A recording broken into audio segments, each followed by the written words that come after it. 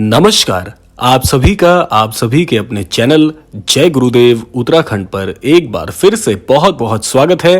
कामना करते हैं कि आप और आपके परिजन सभी स्वस्थ होंगे। इसी कामना के साथ बढ़ते हैं आज के इस अद्भुत क्रमांक की ओर।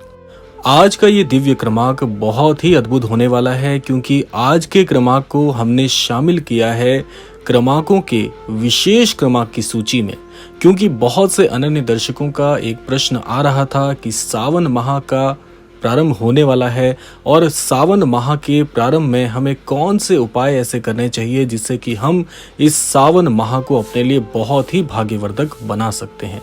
तो इसीलिए आज का क्रमांक पूर्णतः विशेष सूची में शामिल है। तो इसीलिए क्रमांक को पूरा अवश्य सुनिएगा, क्योंकि सावन माह में कैसे आप कौन से उपाय करके बहुत ही आसानी से अपने भाग्य को परिवर्तित भी कर सकते हैं और भोलेनाथ जी की और श्री हनुमान जी की अद्भुत कृपा कैसे प्राप्त की जा सकती है, आज के इस क्रमांक में आपको अवश्य ही ज्ञात होगा।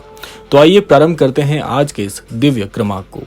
जैसा कि आप सबको विदित है कि कल से सावन माह की शुरुआत होने जा रही है और इस वर्ष 2024 में सावन माह अपने साथ बहुत सी उपलब्धियां लेकर आ रहा है।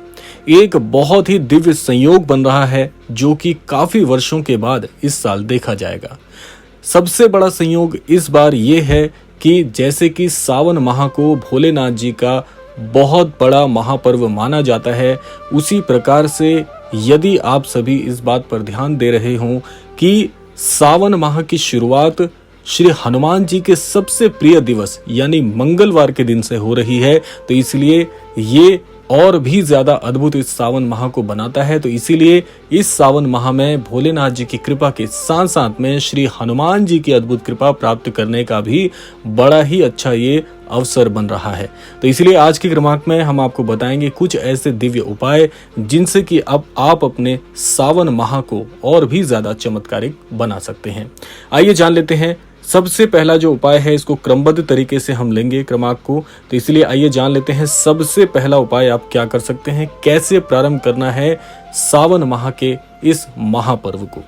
सबसे पहले आप ध्यान रखिएगा, जैसा कि मैंने पूर्व में आपको बताया कि इस वर्ष सावन माह का जो प्रारंभ है वो मंगलवार के दिवस यानी कि श्री हनुमान जी के दिवस को पूरी तरह से समर्पित माना जाएगा। तो इसीलिए सावन के पहले मंगलवार यानी कल से अगर आप प्रारंभ करते हैं अपनी विधि को, तो सावन के पहले मंगलवार को शिव जी का जलाभिषेक करना बिल्कुल मत भूलिएगा। स्नान आदि करने के बाद आप अपने गृह स्थान पर भी ये कार्य कर सकते हैं, लेकिन और भी अच्छा होगा यदि आपके गृह स्थान के आसपास श्री भोलेनाथ जी का यदि मंदिर स्थान है तो वहां पर जाकर सबसे पहले भोलेनाथ जी को जलाभिषेक करना है।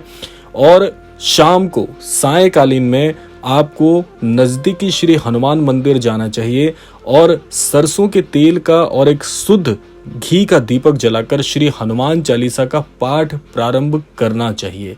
देखिए, ये आपके ऊपर है पूरी तरह से निर्भर कि आप 1 पाठ करना चाहते हैं, 5 पाठ करना चाहते हैं, 11 पाठ करना चाहते हैं, जैसा भी हो, जो भी आपसे बन पड़े, लेकिन कम से कम 1 बार श्री हनुमान चालीसा का पाठ आपको अवश्य करना चाहिए।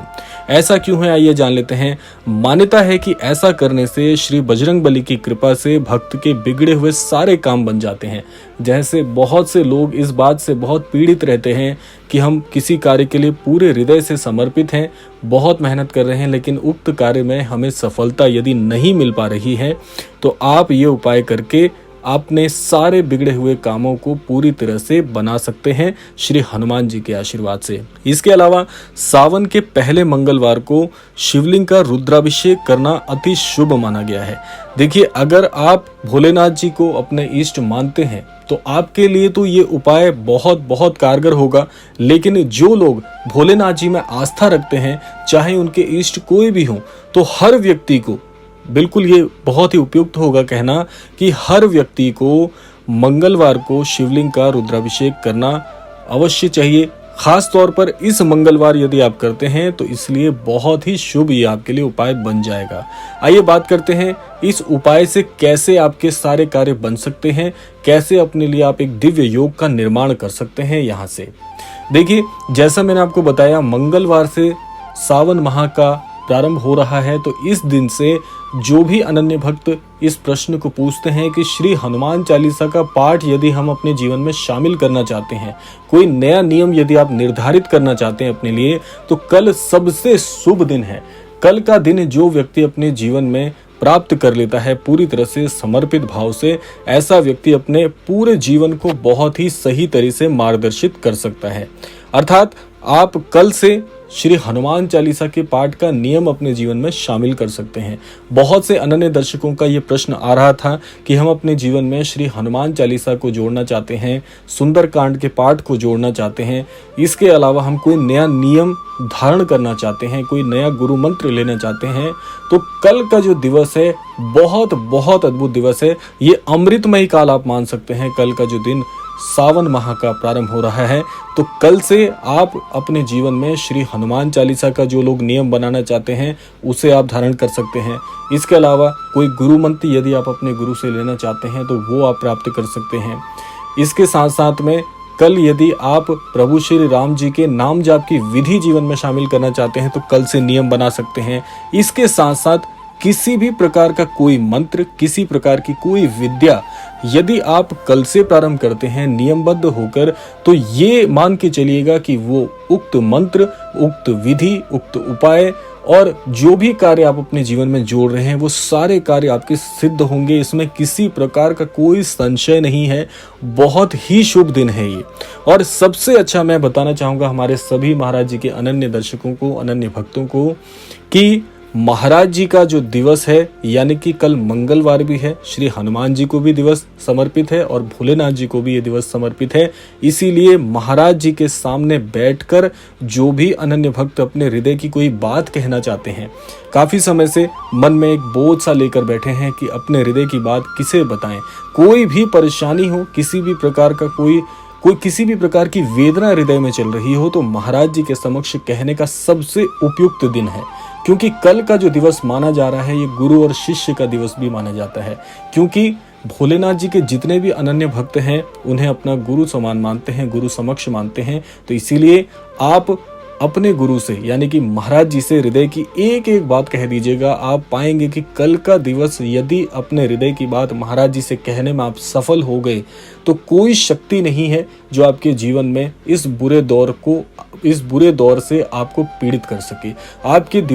इस दिवस से आपके जितने भी प्रकार के कष्ट हैं, किसी भी स्थिति के कष्ट हैं, किसी भी श्रेणी के कष्ट हैं, हर प्रकार के कष्टों से निवारण आपको मिलने वाला है।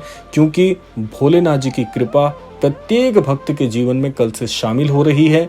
और एक बात मैं आपको और बता दूं, कल का दिवस इसलिए भी बहुत खास है क्योंकि आप जानते हैं श्री हनुमान जी भोलेनाथ जी के ही रुद्र अवतार माने जाते हैं। तो इसीलिए भोलेनाथ जी में, श्री हनुमान जी में और महाराज जी में किसी प्रकार की कोई भिन्नता नहीं है।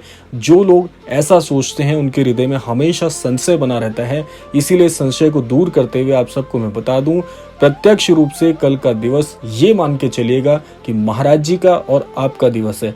जिस भी प्रकार से, जिस भी विधि से आप महाराज जी को मनाना चाहें मना लीजिएगा। क्योंकि कल के दिवस में यदि आप महाराज जी से अपनी हृदय की बात कहने में सफल हो गए, ये मान के चलेगा हर प्रकार के कष्टों से आपको निवारण तो मिलेगा ही, लेकिन महाराज जी का अमोघ आशीर्वाद, महाराज जी की अमोघ कृपा भी आपके जीवन पर निसंदेह बरसनी प्रारंभ हो जाएगी।